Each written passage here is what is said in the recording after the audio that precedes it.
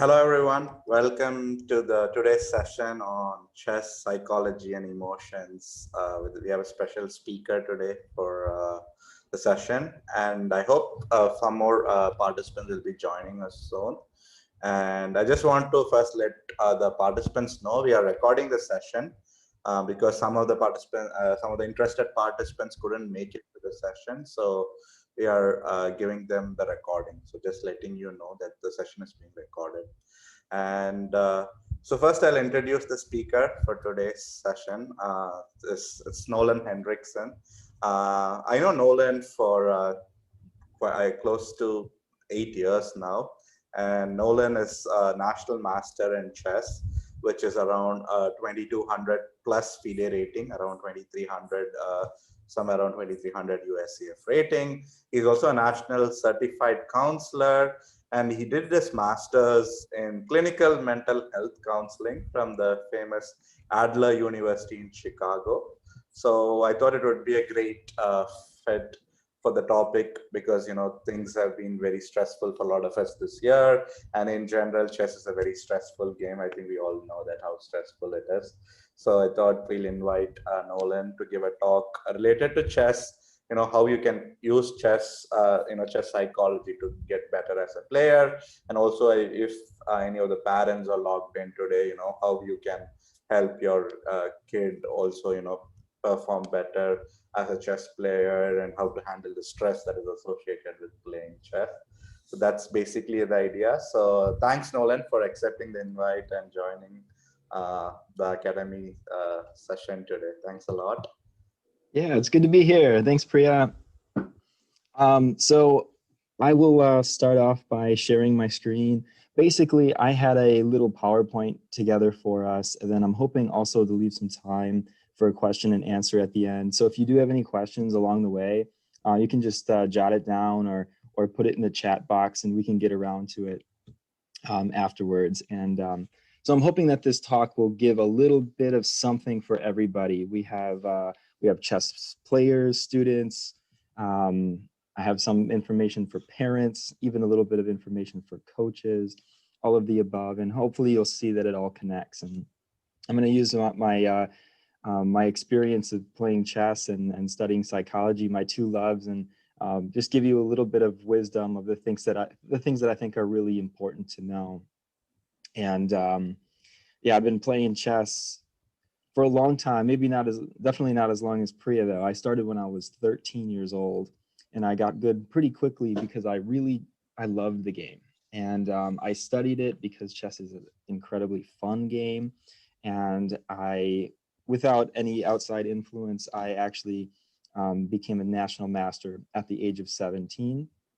And I'm going to talk about motivation in chess and just good habits and all sorts of things like that. But I've also been studying psychology also basically since I was 13. So these two loves can come together, and hopefully y'all can take away something. So if you do have any questions, like I said, put them in the chat box or just think of them for later, and I'll be more than happy to get back to your questions.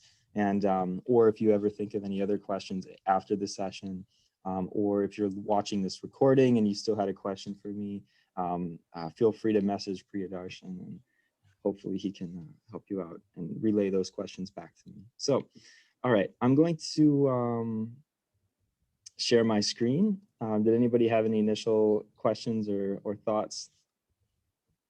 Or am I good to get started?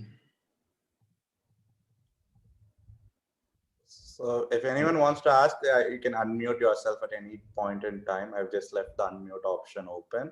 And also we'll have a separate question answer at the end. So if you want to collect the questions and ask in the final part, that's also fine with this to all the participants. So either way, we are good. Yeah. So I think you can start with the PowerPoint. Yeah. All right. So I'm going to share my screen. And like I said, this topic, there's obviously, you're probably wondering what we're getting ourselves into with chess psychology. I'm hoping that there's a little something for everybody here, for parents, for players. I see that some of you are students, and so hopefully every bit of this can be applicable to you in some way or another. So All right, let's get into it. The three topics that I think are most important are motivation in chess, and we'll go through these. We're going to talk about tournament psychology, and then just three in general, how to improve your chess. All right, so let's start with motivation in chess. Well, it's really not super surprising that if you want to be a great chess player, you have to be motivated to play the game, to learn the game on all phases. Now, we're not always going to be super thrilled about studying chess. And there's always going to be a couple things about chess that we don't enjoy studying. I have some students that don't enjoy studying calculation. I have some students that don't like learning openings. Um, but of course, in general, if you have no motivation at all, then you're really not going to get better. You're not going to remember stuff. You're going to play games. You're not going to remember it. You're not going to want to review games. It's all going to be very tedious. And our world chess champion, Magnus Carlsen, one of his best pieces of advice is just play the game for fun. Enjoy it.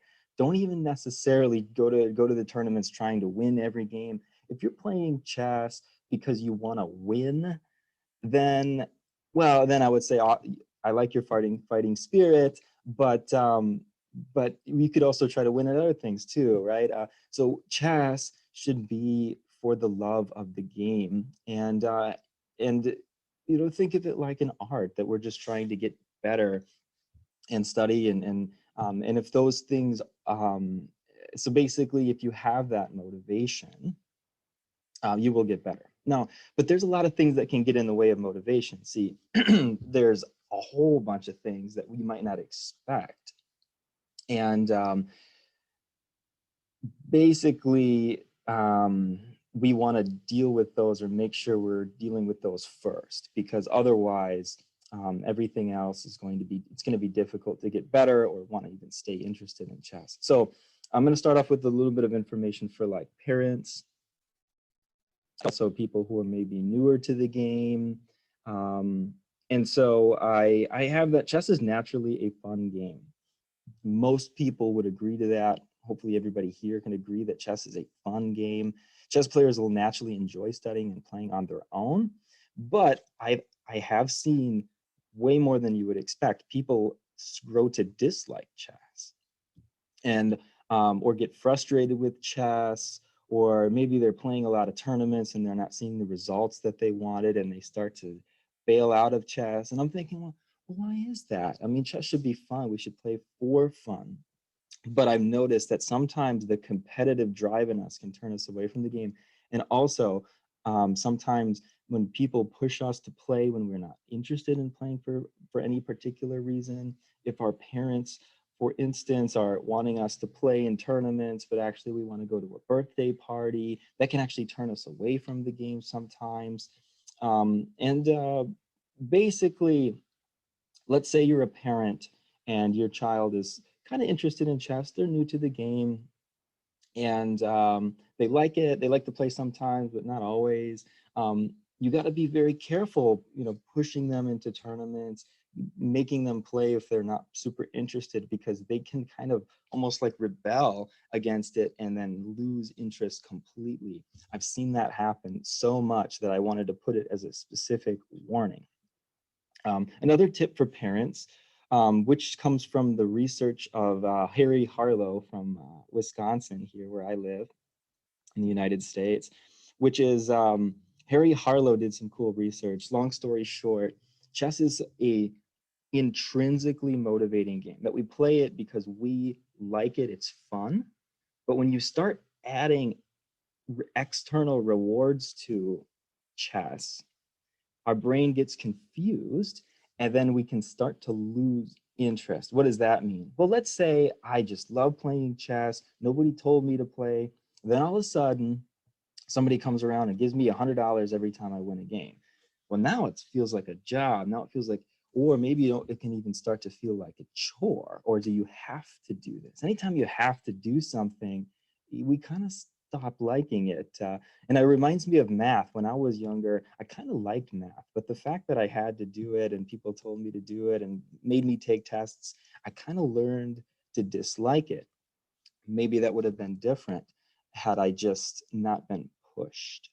And so my ultimate advice for parents is that if you see someone's interested in the game, ask them, if they want to go to tournaments, give them some books, feed it when they're eating chess up. But if they don't seem particularly thrilled at a chess tournament, don't make them go. You actually might be steering them away when you want them to keep that interest. And so it'll come back. That's the thing. Chess is already a fun game. Maybe they're just not particularly interested in it at that moment in time, or something. But keep chess fun is really the big takeaway. Another little warning tip for parents. Well, this is a big one because I've seen it a lot. Basically, especially when it comes to chess tournaments are hard, and there's a lot of stuff going on. And so never ever express disappointment when your child loses or doesn't perform well. I know sometimes there's that, like, inside of us, we want that tough love and we say, do better. Or, yeah. But that's just not helpful, particularly because chess is supposed to be fun. Remember, it's not. You will get better if you're enjoying it. And if somebody expresses that they're disappointed in your results, how are they going to enjoy the game? So that's just my 2 cents. And I think a lot of professional players would actually agree that the tough love attitude, or, that I think for a lot of things that applies well, right? Like if you really dislike something, like let's say I hate writing. I do hate writing. Otherwise I would have had a book written by now. But if I didn't have somebody pushing me to do it, it'll never get done. And that's why it's never gotten done. So there are some things, when something's not enjoyable, you need a push. When something is enjoyable, you do not want a push. All right, so another quick tip for parents: make sure that your child does not think that they are playing chess to make you happy. Believe it or not, kids can pick up on that. And so, the number one priority is making chess fun, especially when they're young. If they start to get into those teenage years, or they're an adult and they want to really play competitively, they will always have an opportunity to quickly run up that curve and become, a professional player. I started playing chess when I was 13 years old. So anybody that's under 13, they're already ahead of me on that curve. And I could have become a chess grandmaster had I put in more time and energy into it. I was a little bit lazy at various points in my life. So there's a little bit of truth to the idea that you want to start young. Yes, you want to develop some of those talents and play some chess, but you don't need to go all in when you're young to become a grandmaster. Another tip, always encourage your child's chess results. If they win, be happy with them. And if they lose, tell them it's okay, and that losing is part of the growing process. And we're going to talk more about that, how to take losses in stride and develop a good loser mentality, because that's, if you want to get better at chess, losing is something that we want to become familiar with. All right. So a quick note, I'll let my last little bit here for parents.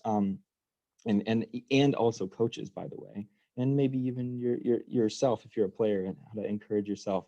So this is actually important. I went to Adler University, so I studied the theories and ideas of the late great Alfred Adler, and he had this really simple concept about encouragement being extremely important for the psychological growth of an individual, and this applies very much to getting better at chess. So I want to make a distinction between encouragement and praise. So praise, let's say you have a child who's playing chess, and they just won the tournament, or they just had a nice game. Praise is like, you did a great job, you played a good opening.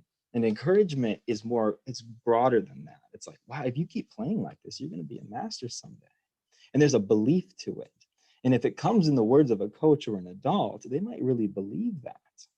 So why is this so important? Because my little tip here, this is a really cool one. Whoops, didn't mean to click that. Tips for coaches and parents. Encouragement is most useful when someone encounters hardships. And this will happen to you as a chess player, or a parent of a child. If you encounter a losing stretch, or maybe, I'll take this example here, a person who hasn't improved their rating for 2 years, It happens a lot. It happened to me.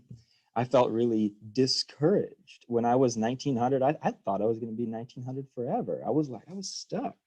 And we use that term plateaus. I'll get to that in a second. But but basically at that point, if a grandmaster came up to me and said, "Hey, you know what? Like, no, if you just keep studying, you're going to be a master. Don't worry about it." That would have helped a lot. I didn't have that at any point, but I did have a lot of other successes that kind of helped. And so sometimes the best thing you can do as a coach is just give somebody encouragement if you really believe it. Say, hey, I know your rating's only 700 right now, but I'm telling you, like, you just keep doing your tactics like this every day, you're going to be 1750 in no time. And so everybody, it's relevant because everybody gets stuck at some point, or everybody becomes discouraged at some aspect of the game, something that they don't think that they're good at, something they don't think they can even improve. And we need that encouragement. And if you do have a coach and you're a player, ask them what you feel discouraged about. Like, what's preventing you in your head, and what's your weakest point? Maybe you can't visualize the board in your head. Maybe that's discouraging you, and you ask them, like, is that going to get better? Can I work on that? And so that can be a lot of times, that's what we need to spark the motivation that we actually need to get better at chess. Because like I said, the worst thing that could happen for a chess player is for them to lose the motivation, and they're not going to get better no matter how many lessons they get.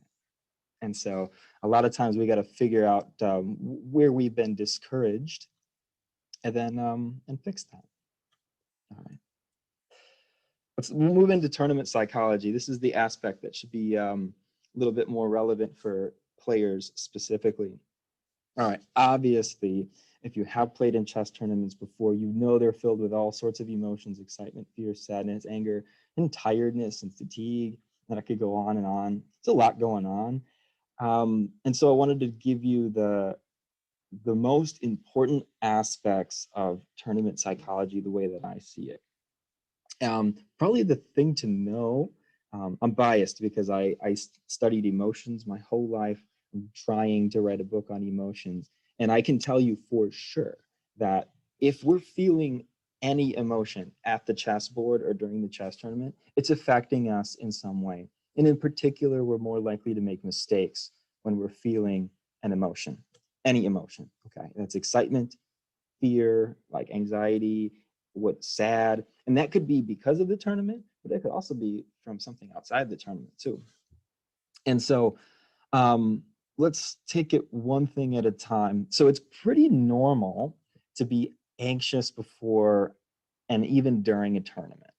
This is something that a lot of people don't talk about, so I'm kind of excited to get into this. Nobody told me this stuff. But even for someone who's a professional, and I think Priya can vouch, sometimes you get those butterflies in your stomach, especially before the first game of a tournament, or maybe like in the morning. I would always feel a little anxious, like when I'm brushing my teeth, and I could just feel like I'm like, oh man, I'm kind of anxious. And so that's pretty normal. And hopefully, it goes away after the opening phase of the game. Sometimes I get nervous up until like the opening. I'm like, oh man, how's this going to go? And then after I'm in thinking mode, usually by then I'm in the clear. But when we're scared and anxious at the board, we're not playing our optimal chess. And I also sometimes find that when people are anxious, they like to take draws, or they like to offer draws to people just to reduce that anxiety. And if that's happening, I would really go back to, like, aren't we playing for fun? Why are we chasing results constantly? Why do we want to not lose so bad that we would actually just rather stop the game completely? That's a sign that that chess and something else has been mixed together, right? Because if you really want to play chess for fun, then whether you win or lose, it shouldn't be that big of a deal. And so my biggest advice to everybody here today is get okay with losing, and to some extent embrace it. And we'll talk about that more later, where I actually advise people to basically lose on purpose, play better players, play people that you know are way better than you, let them beat you, humble yourself, learn from them, and it'll take a lot of the anxiety away. All right. So let's say you have a lot of anxiety. Some people have, well, let me just quickly say that if you're like really, really scared to play in a chess tournament, there's a point in which that's not normal anymore. And so I have had this happen. One time I had somebody ask me, I need some help at playing chess tournaments. And I thought this was just a routine student asking me to help them with their chess. And then I come to find out that they're actually so anxious, so scared to play tournament chess, they can't even get themselves to the tournament. I said, yeah, that's not a chess related issue. I'm sorry. I wasn't the therapist at the time. I couldn't help them with that. But I said, that's not normal. And but at the same time, I wanted to mention that there is a healthy level of anxiety that lives even in professional tournament chess players. Of course, if you are really anxious, you can practice deep breathing techniques. Cardiovascular exercise is one of the most well-researched, verified ways of reducing overall anxiety. Cardiovascular exercise that increases your heart rate by at least 70%. Basically, that something that really ups your heart rate that can be particularly helpful. And then at the end of the day, if you are feeling anxious, remind yourself that you'll win some, you'll lose some. You can't win them all. Literally, you cannot. If you want to win every game of chess, you're in the wrong sport. And I remember my coach would always say that. He's like, well, you can't win them all. And that actually helped me. So, and then a warning for players. Well, I put this little note in here about cheating because in my experience, people cheat when they want to win, sure. But a lot of times they cheat when they're feeling anxious. And when they're really, they're on edge and they really want to win. But trust me on this, never cheat ever. You'll get caught. Everybody will know that you have cheated, and then that stamp doesn't ever come off. There's no world in which that's worth it. Even if you somehow cheated your way to become a grandmaster, it wouldn't even feel that good. You would know you didn't earn it, and then people would also probably find out and be rumoring about it anyway. So please, oh my God, never cheat ever. Okay. Tournament psychology part 2. Okay, this is a cool part for you chess players out there. All right, basically half the time you'll have in a game of chess you'll have a bad position. Half the time you'll have a good position, and then there's that part in between with the equal end games that Priyo always beats me in. But when you have the bad position, you don't feel great, right? And what happens, or let's say you lost 3 games in a row, we go to this place almost where we don't really want to play chess anymore, or you want to get back to even. You want to start winning games, and then it's almost like you're not playing normally. And so what I always tell people, these couple little points, and it's kind of like a thing that you want to tell yourself when you're playing, like, oh, you want to catch yourself when you have a bad position or when you're losing and when you're not like feeling really particularly interested in playing. Tell yourself these things. The probably first and most important is to tell yourself that the law of averages says that we might be the first person to make a mistake. That it's almost like let's say I'm playing my rating is about 2300. Let's say I'm playing another person at my rating. It's like a 50-50 coin flip, whether I make the first mistake or they make the first mistake. It doesn't mean that I'm better or worse. That's just the way it goes. But here's what ends up happening. Let's say I make the first mistake, I got a bad position. It's the first round in a chess tournament. I start getting in my head that, oh man, I'm just playing bad chess. This isn't my day. But it's an illusion. That's just the way it goes. But then what happens is if you start convincing yourself that you're playing bad chess, it's going to live itself out. That becomes a self-fulfilling prophecy. And so if you make a mistake or 2 or 3, let's say you make the first 3 mistakes, that still might be in that normal range. And so don't tell yourself you're playing bad. Just take it for what it is, and don't get impatient. Don't try to play for cheap tricks. Take your time. And the most important thing is don't make things worse, right? You might be able to still salvage a draw. Your opponent might make the 4th mistake or the 5th mistake, and they probably will, just as a game of ebb and flows. Sometimes we make ours first. And it's really important to know that. I always tell people this little analogy. All right, let's say I have a coin, All right, and I'm going to flip it 10 times, right? You would expect you got like heads, tails, heads, something like that. But it's also not completely abnormal for it to be tails, heads, tails, heads, tails. So in the long term, you're still going to get some even number of a 50-50 split, but it's not also particularly uncommon if you go to a chess tournament and you lose the first game and you lose the second game. At that point, a lot of people become a deflated balloon and they just check out, and then they're not actually giving their best. And then they start losing game 3 and 4 when they shouldn't have. And then maybe it was their turn to win game 3 and 4 and get back to normal. And I remember you'll notice that if you want to get better at chess, you got to have this professional mentality. I remember I played the Chicago Open once, and the first round I had a draw against someone who was way lower rated, one of the lowest seeds in the tournament. I'm like, God, man. But I knew that was the law of averages. I'm like, you know what? They actually played pretty well. I didn't play my best game, but it is what it is. That's why you can't look at the rating, right? Just that's the way it is.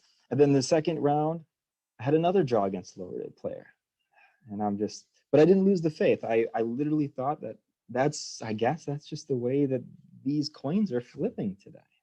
So it's an important concept because I've seen it so many times that when it rains, it pours.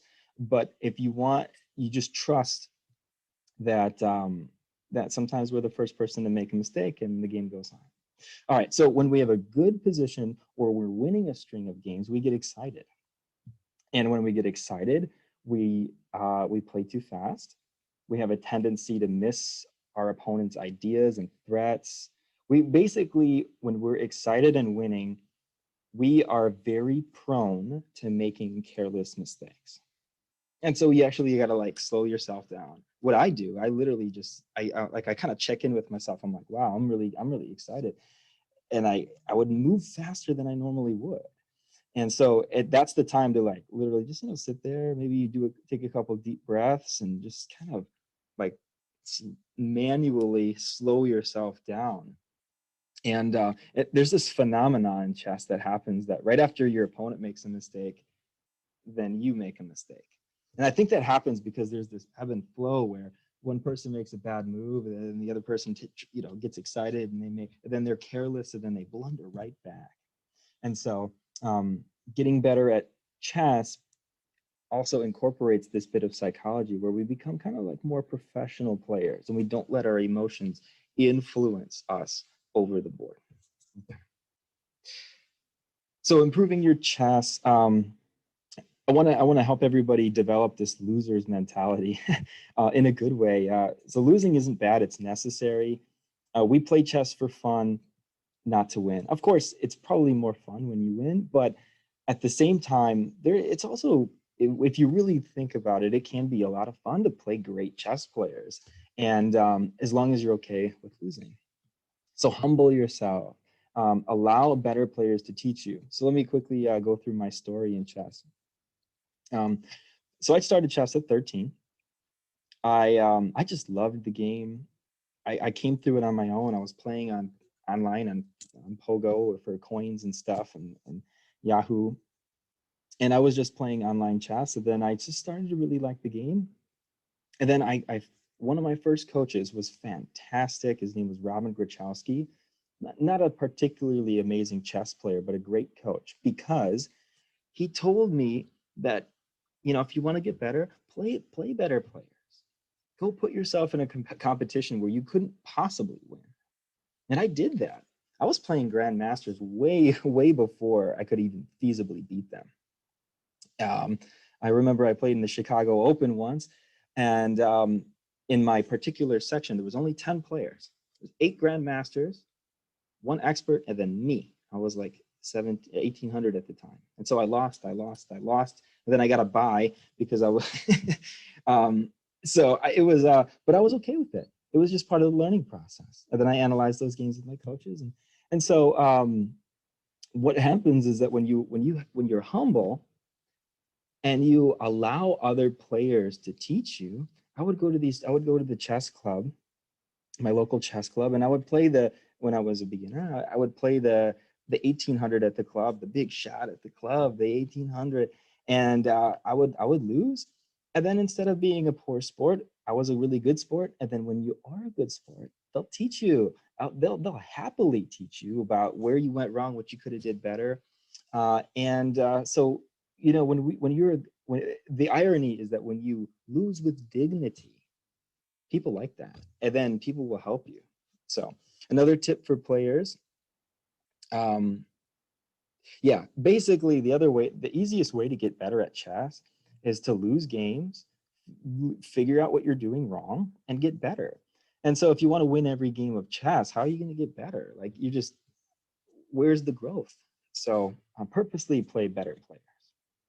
And then this is my quote. I'm quoting myself. Very humble of me. Um, we all make we've all made the same mistakes in chess until we learn to fix them. I fell for more back rank mates than you would even imagine. So anytime you lose a game, you shouldn't feel bad, because it was bound to happen at some point until you learn to fix that issue. So that's my little statement to make sure that people never take losses personally. It has nothing to do with how smart you are as a person. It's always about, did you know that concept or that idea?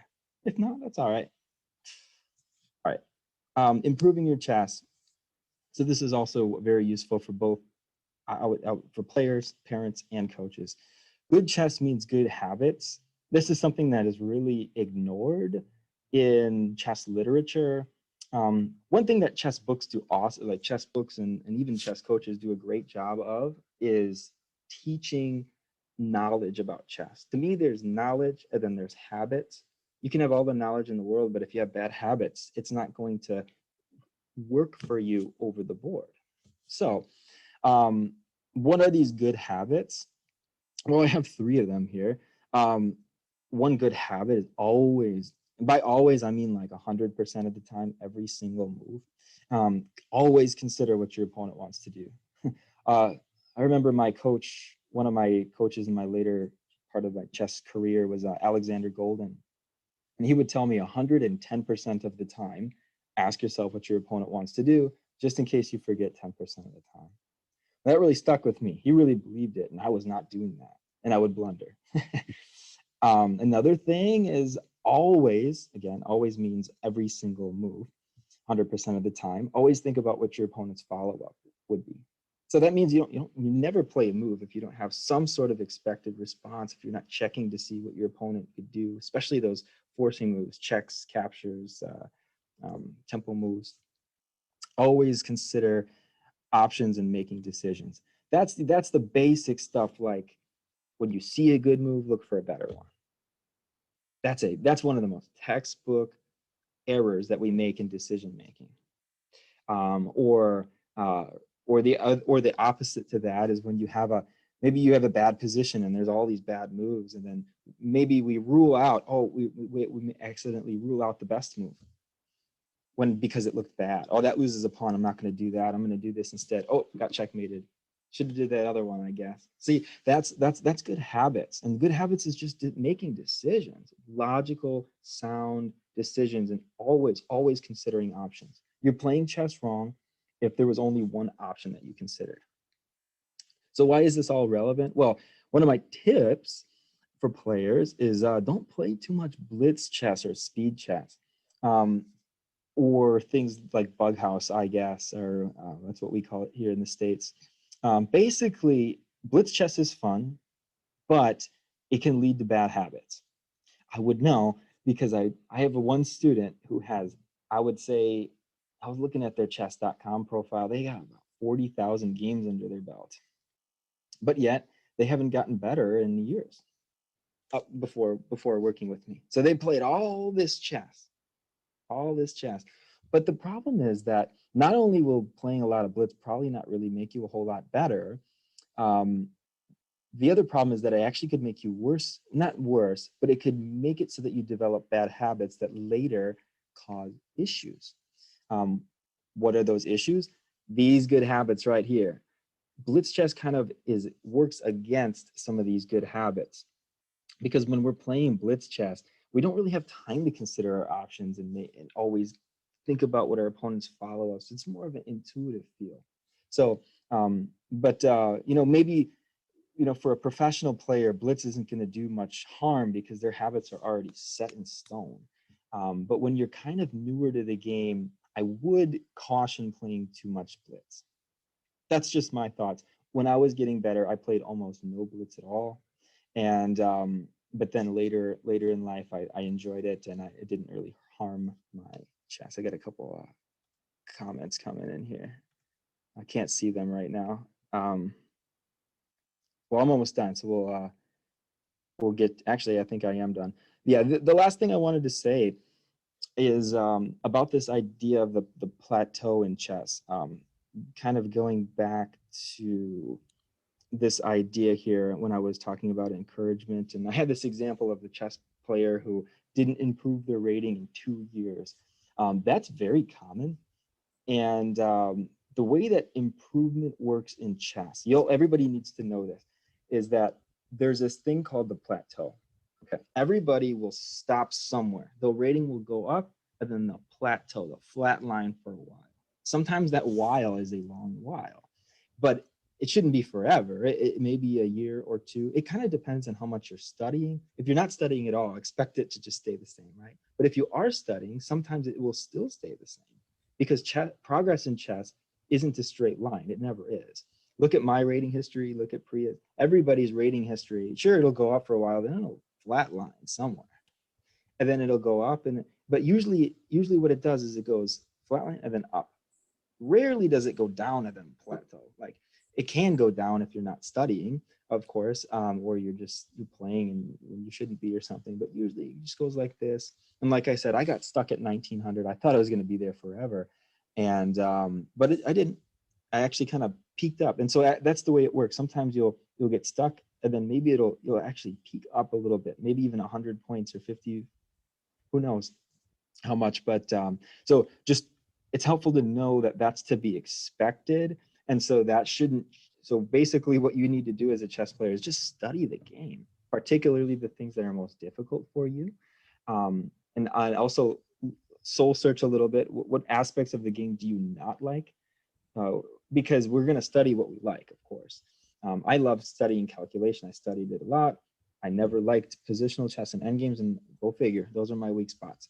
And learning to like them. So that's another thing. Learn to like the things that you don't like about the game, and you will quickly find that you're getting better and better at chess because you're enjoying chess more and more.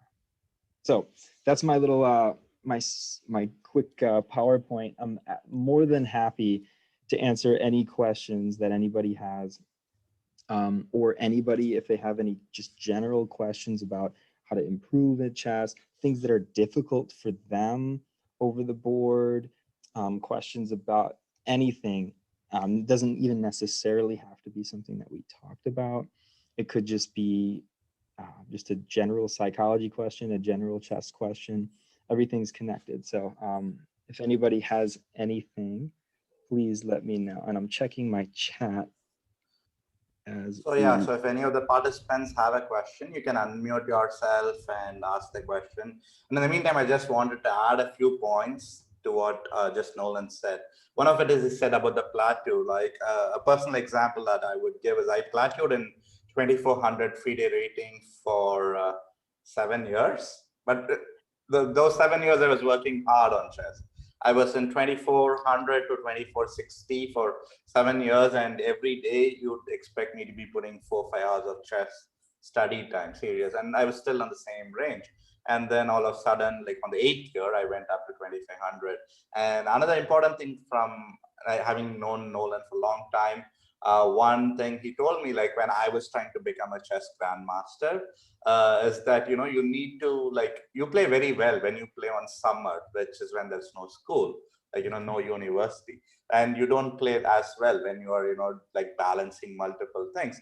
And it was actually very true, because when I later looked back at when I made my grandmaster norms, I made all my norms, the 3 required grandmaster norms, during when the school was off, when the university was on leave, right? And it's when I was playing chess in summer. However hard I tried, I came very close to making norms during the school time, but it was never happening. So a lot of the points that Nolan has covered I've personally experienced also. And also all the lot of tips for coaches was very helpful for me to Nolan. Thanks a lot for those. And now Yeah, I I got a also couple. leave, yeah, I can Actually, leave the floor open for questions. If you want to add any point, you can, and then it's just open for questions. Yeah. yeah, I did have a couple more quick things. Hunter, yeah, absolutely. I want all of your questions. Quick note on being tired and playing chess.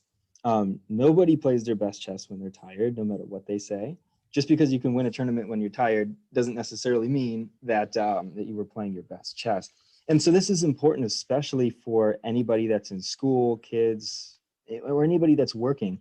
And that kind of hits what Priya was saying.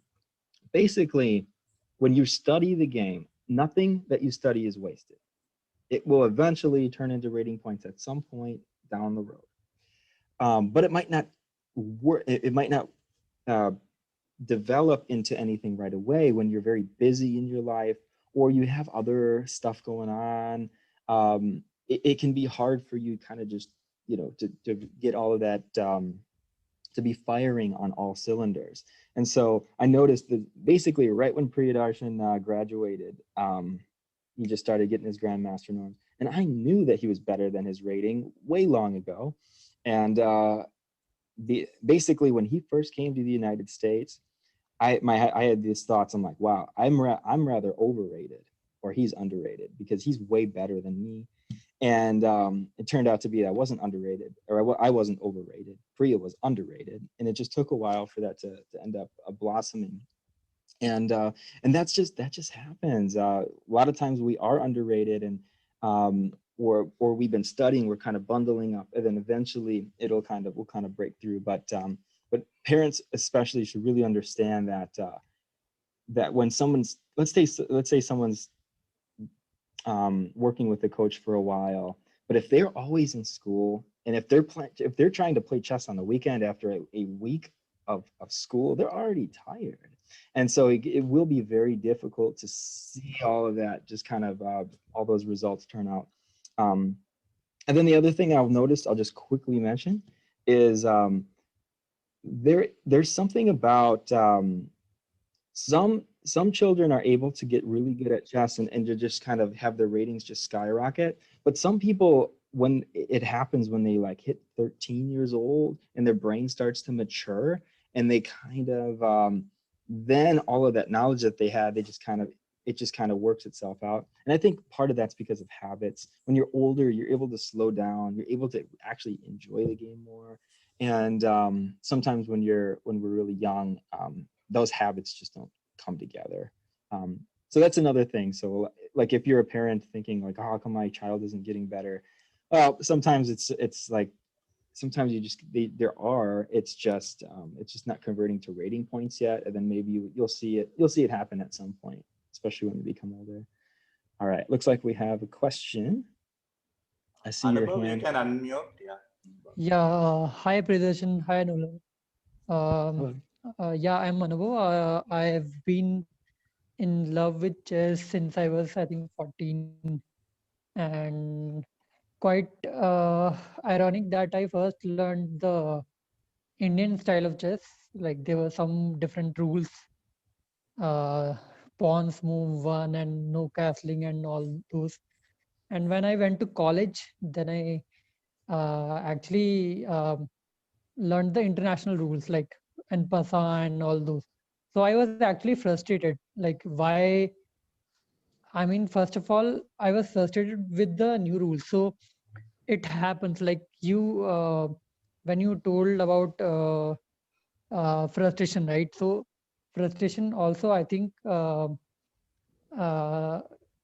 it also revolves around not being able to understand uh, the the necessity of some rules. So how do we deal with those? This may be a very peculiar question, but I do have this in mind for quite some time.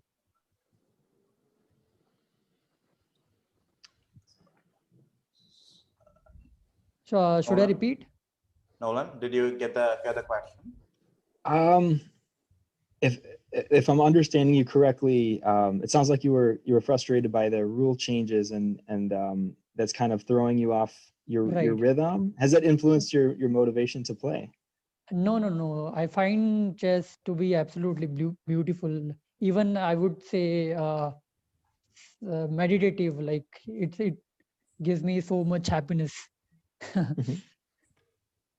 Yeah. Yeah. Well, I guess my quick thought, my initial thoughts on that are that I'm willing to bet that the principles of the game of chess aren't going to be a whole lot different whether the pawns move once or twice, or whether you're able to castle or not. Probably all the same rules will still apply. The king doesn't want to be in the center, and you still want to control the center of the board. And Right. chess 960, where you kind of all the pieces are kind of mixed up on the Jumbled. back row. Right. Yeah, all the even though the pieces are all over the place, the rules still apply, and so there's a beauty to that where you kind of understand why the principles are the way they are. And then particularly, I guess, with your question, I mean, the thing that I thought about was, um,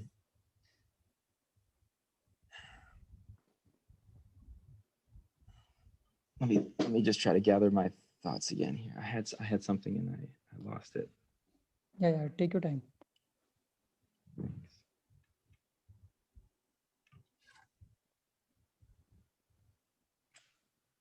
Hmm. Yeah, I lost it. Priya, did you have any thoughts on his question? So Oh, I I know mean, what I was going my to say. Sorry. I was going to say that that you know there's a reason why a lot of those rules were changed, and it might actually be good for you to kind of think about that or talk about that with one of your coaches. I mean, um, I think that I could only imagine that the reason why they allowed for castling or things like en passant is for very good reasons. You know, the en passant rule, if that rule didn't exist, king and pawn endgames would be very strange. And certain chess positions would get very strange. And so that's one thing I've learned, and I've always appreciated about rule changes, is that there's always a reason why they exist. And so, you know, they're there to make the game better. And so hopefully that'll be a good thing in your chess, learning the new rules and um, getting Yeah. adjusted to them. Especially tournament chess rules. A lot of players who have been playing chess a long time, but they haven't played tournaments much. There is that adjustment period. There's a lot of things that might catch them off guard, like maybe the threefold repetition rule that doesn't come up a whole lot when you're just playing casually, Right. or just the structure of offering draws and touch move and all of those things. But again, there's a very good reason why all those rules exist, and so I've always appreciated learning the rules myself. So I don't know if that's helpful, but Yeah, I think you're absolutely right that whenever something new comes up, it is logical and it makes a game, any board game for that matter, it makes the game more interesting or more simplified. So yeah. Any thoughts, Priyadarshan? So about this, I actually wanted to take an example from a non-chess reference point. So I Mhm. actually went and attended a spiritual kind of thing around a year ago, and then there they told me this: any rule that you see in the world, like let's say traffic rule or anything, is for you. It's designed, even though it's designed by someone else. It's like, okay, some lawmaker who designs the rule, it is designed for you to simplify your life. So if you Hmm. if the rule is not followed, it basically becomes a chaos, right? Any rule at one point. So they said, the only reason, the simple reason why you should respect rules is because it's helping you to be a better person by being, helping you to go with your daily things at a faster pace. If you follow the rule, you reach the pay. Absolutely. So this is how I look at any rule in a game of chess. It just, I mean, that's the only thing that immediately came to my mind. They said, every rule is made to actually make your life simpler. Even though many people think it is to make their life harder, that there's step of rules. It's actually the other way around, because everyone wants it doesn't matter that other people don't follow the rules. If you keep following it, at some point, people will slowly start to follow the rules. That's how I would look at it, as Yeah. a kind of a point for your question. Yeah. Yeah, that was actually beautiful. So I distinctly remember being frustrated by that rule which Nolan mentioned, the touch move. So it costed me a game. Like there was I my back rank was weak and I touched some other piece, Yeah, and so yeah. Let me it just say that. Oh, sorry. Don't mean to cut you yeah, off. Go ahead. no, it's okay. So that costed me, I think, semi-final or something at my college. So it happens, like when you are frustrated, you think a lot of things, you go through emotions. But when I reflect upon that, so that actually makes sense, that rules are meant to be followed, and if there are no rules, it will be utter chaos. Yeah, and it's especially true in tournament chess where people will break the rules for advantage if they can, right? And so if the touch move didn't exist, people might Mm, grab their pawn, push it, see what your reaction is, and then push it back, right? I mean, you start getting into some weird right, territory there, right. and start touching all the pieces and just the crowding the board, and so yeah, I like Priya's idea there. Every rule does make our life easier, and it makes competitive chess more enjoyable, in my opinion. Any Right. other questions for anyone? And Nolan, if you could just stop screen share, your video would be way bigger. I think the audience can see. Just stop the screen share. Yeah. Sounds Anyone good. else have any other questions? Yeah, I had a question.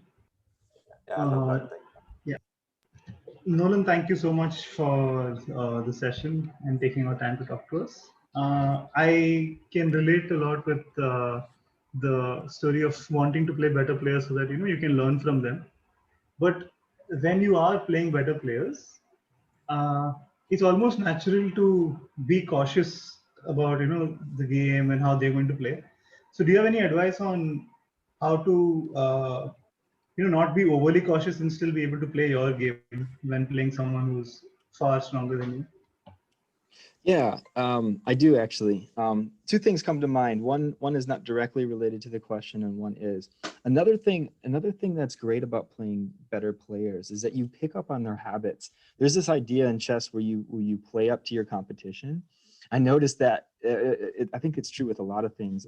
I'm a very bad billiards player, but if I'm in the presence of other good players, it kind of brings out the best in me, and you play like the world is watching. You don't want to see other people criticizing your moves, and I think that can also be true about how to not be too cautious.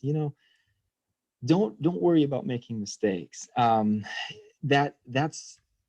That's really the thing. I think what ends up happening is if we're too worried about making mistakes, and we're not trusting ourselves. And in chess, you have to trust yourself, and otherwise, you're not going to be getting better. The last thing you want to do is analyze the game later and say, "Oh, why didn't I do this? This is what I was thinking.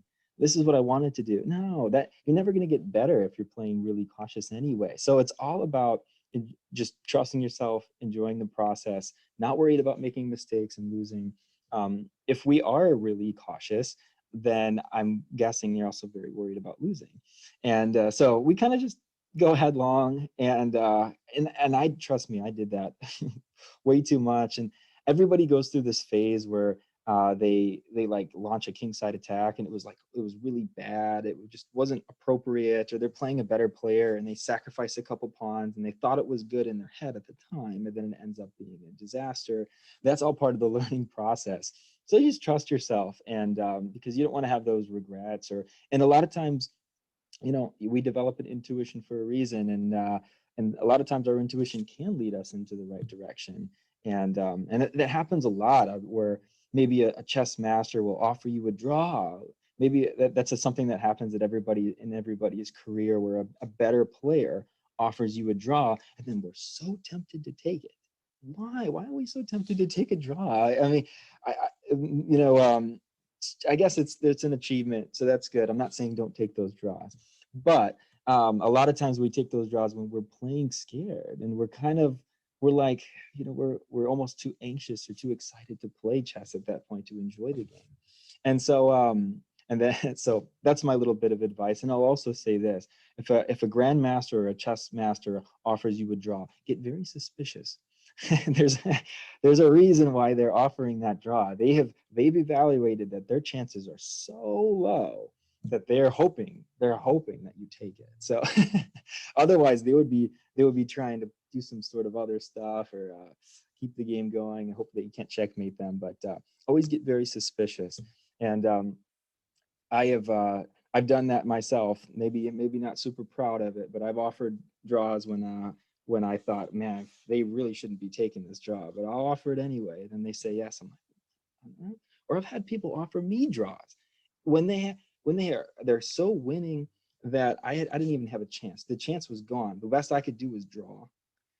But yet they're offering me a draw. I said, wow, you really are too anxious to play this game, or you must not be having fun here or something. So be okay with losing, be okay with making mistakes, and then to the best of your ability, have fun, and everything else will come later. So that's my 2 cents. Thank you so much. Anand, Priya, you can did you- unmute. Yeah, you can. Hi. Hi. Hello, Priyadharshan and Nolan. Thanks for conducting this session, and it was very useful. My name is Anand, and I'm a parent. My son plays chess for the last 1 year. I have a question. I just wanted to check,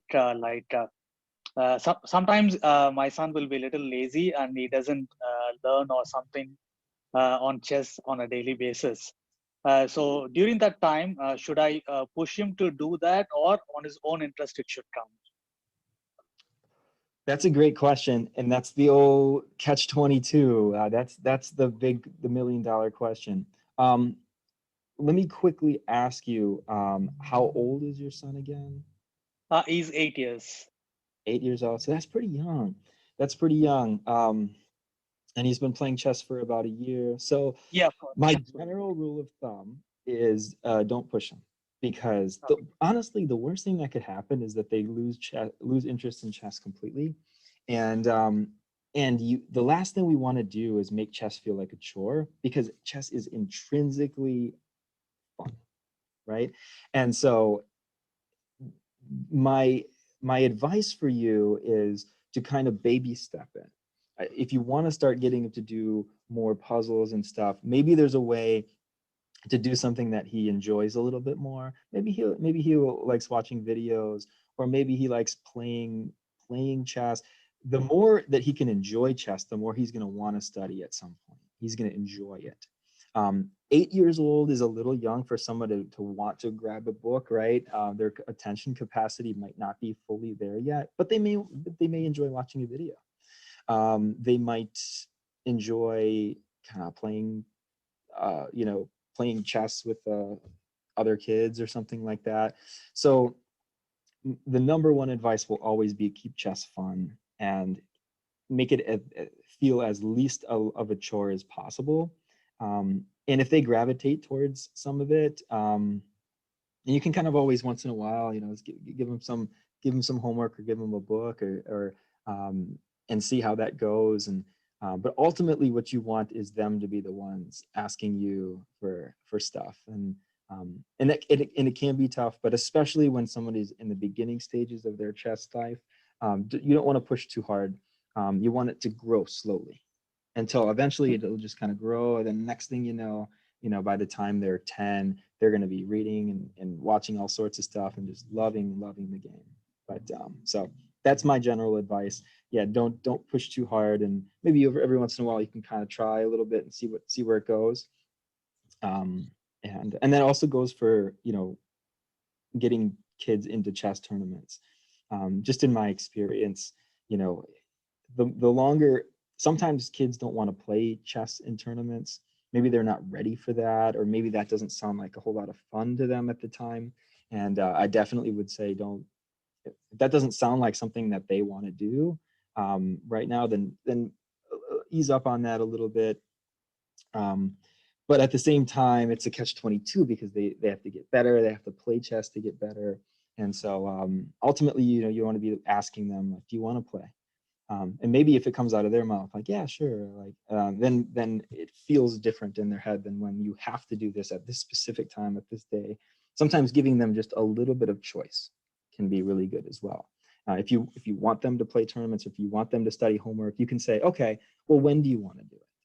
Instead of saying you got to do it at this time of the day, right? And say, we want to do your homework tonight or on the weekend, right? So there's a balancing act that needs to be done, but choice is always going to be what we want. Thank you for the answers. Anyone else has a question? Hello. Yeah, hello, Manoj. Hi. Hello. Hi. So before I ask my question, I'll just tell one thing clear. I will just make one thing clear that I'm not a rated player or something. Like, I just play for fun. So the thing is, sometimes I just want to know how to overcome the fear of losing a game. The thing is, sometimes even before playing the game, or even before I feel like playing the game, I feel like, okay, I'm going to lose. Why should I play? So that thought comes and stops me from playing. But I never get bored of watching a game, or like whenever top level games happens or some tournaments happens, I absolutely love watching them or learning them or solving puzzles.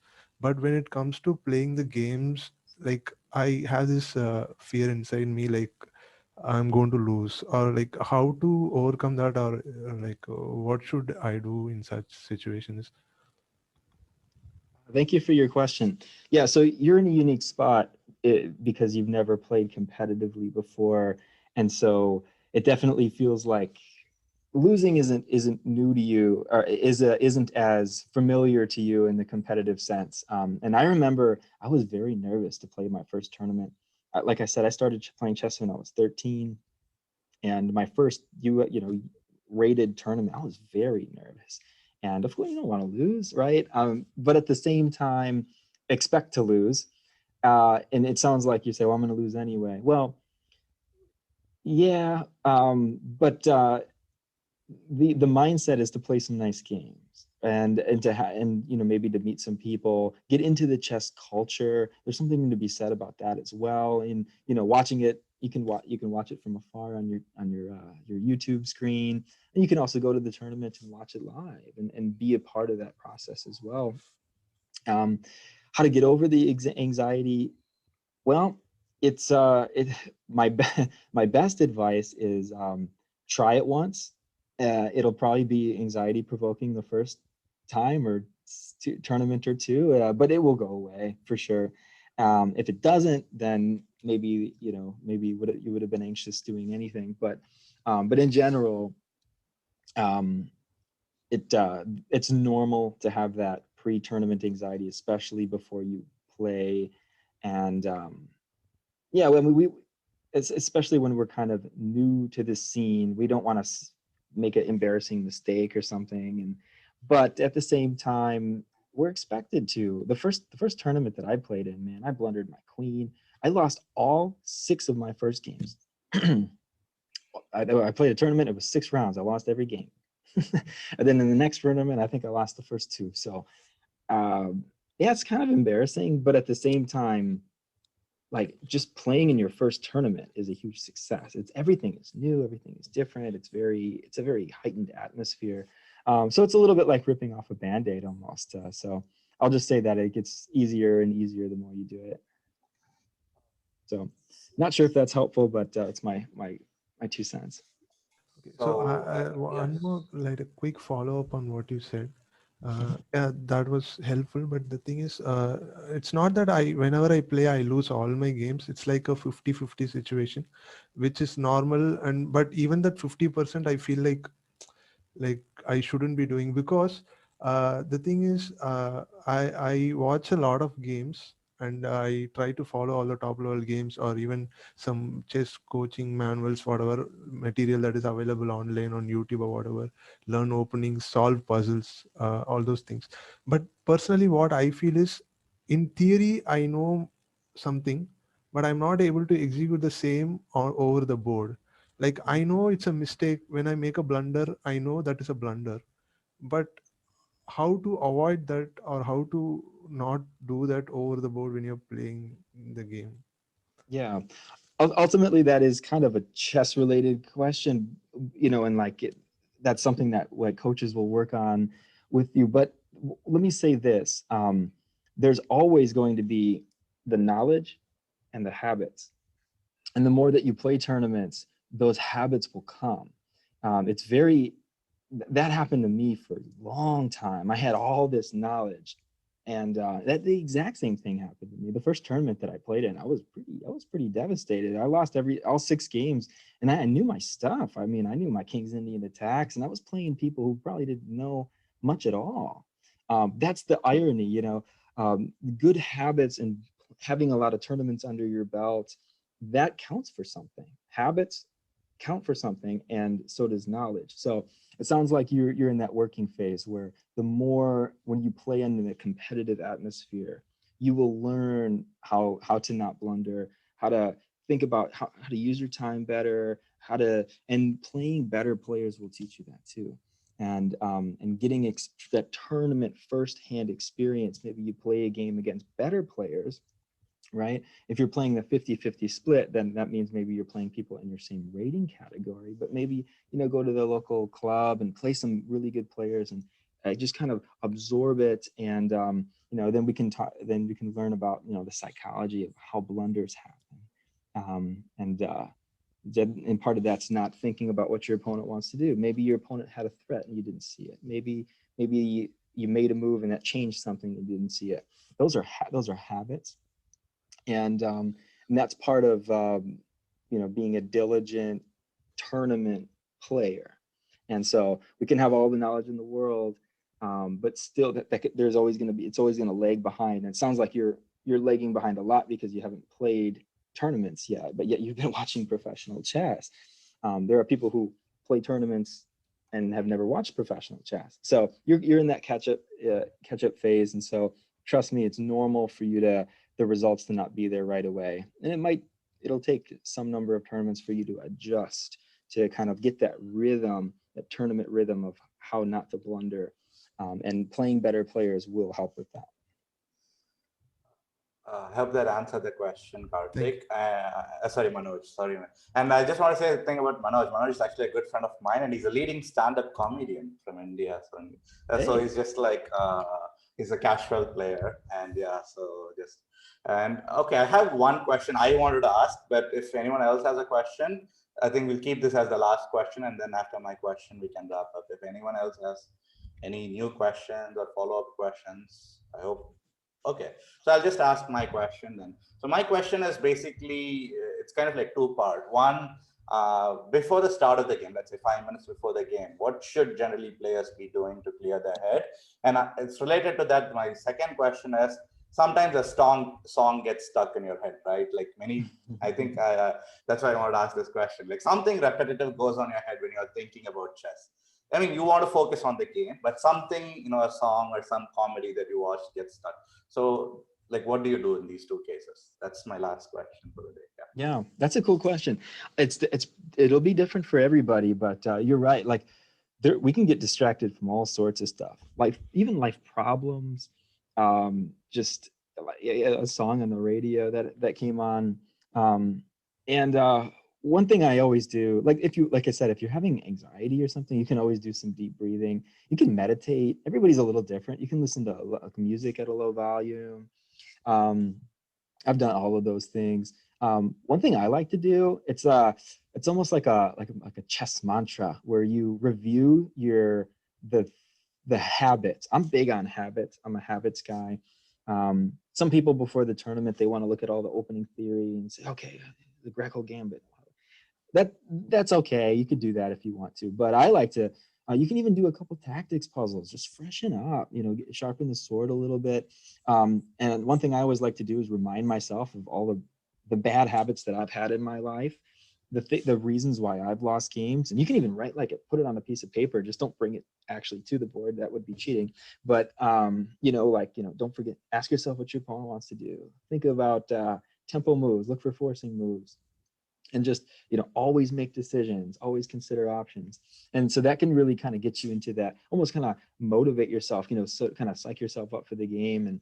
And then during the game, if you find yourself distracted, that is definitely unfortunate. And you almost want to tell yourself, give yourself a mental vacation, like, okay, if it's a song, well, maybe it'll go away when you start calculating, but sometimes our life problems get in the way. And you can use what we call mindfulness. It's a concept in psychology. It's very useful for like people who have anxiety, or just people who can't stop loitering, thinking about their problems. It happens a lot to people.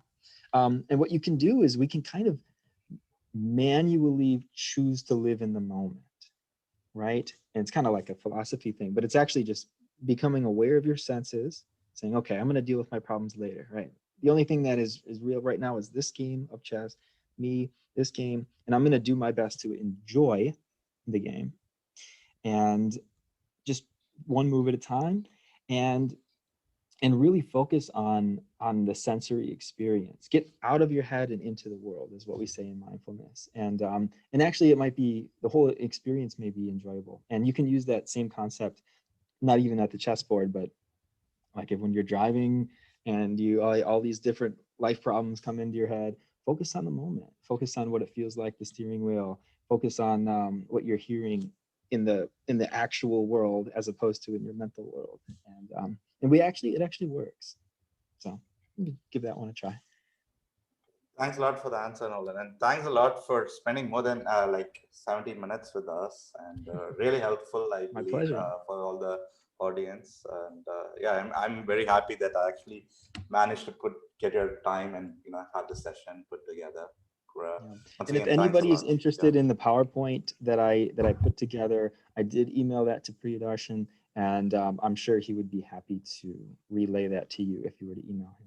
Yeah, sure. So that I have the PowerPoint with me, so I would be very happy to forward it, so the participants can reach out to me. I'd be happy to send it to you.